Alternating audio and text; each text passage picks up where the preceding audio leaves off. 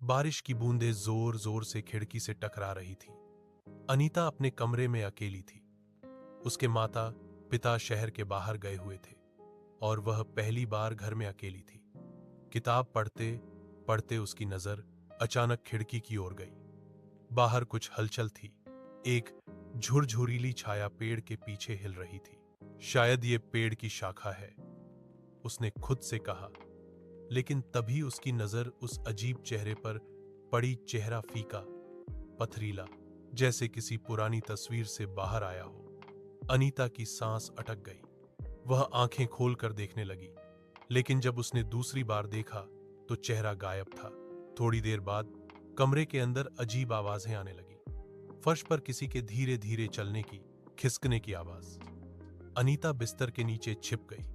तभी उसने देखा कि उसके कमरे के दरवाजे के पास कोई लंबा सफेद हाथ बाहर निकला। हाथ की त्वचा झुर्रियों से भरी थी और नाखून बहुत लंबे थे। अनीता का दिल जोर जोर से धड़कने लगा। अचानक हाथ गायब हो गया और कमरे की सारी लाइट चली गई।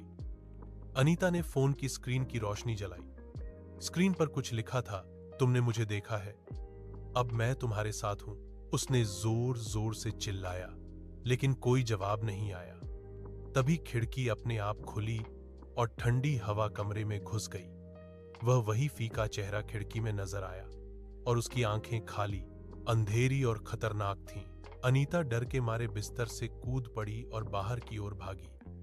जैसे ही वह दरवाजे के पास आई, दरवाजा अपने आप बंद हो गया।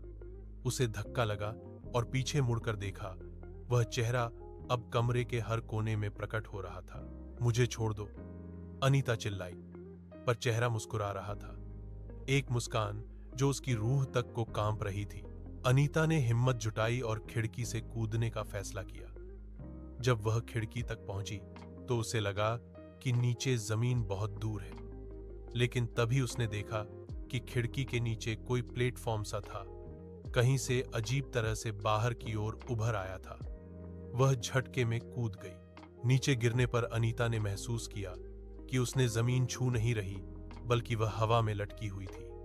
ऊपर देखा तो खिड़की से वही चेहरा उसे घूर रहा था और उसके पीछे कमरे की खिड़की में अंधेरे में असीम रूप में और चेहरे प्रकट हो रहे थे। सैकड़ों फीके अजीब चेहरे। अनीता ने जोर जोर से अपनी आंखें बंद की। जब उसने धीरे धीरे खोली तो वह खुद अपने कमरे में थी। बिस्तर पर चारों ओर अंधेरा था और खिड़की बंद थी। सब कुछ सामान्य लग रहा था, लेकिन जब उसने खिड़की की ओर देखा तो उसमें अपना प्रतिबिंब नहीं था, बल्कि वह फीका चेहरा फिर मुस्कुरा रहा था। अनीता समझ गई वह अब अकेली नहीं थी।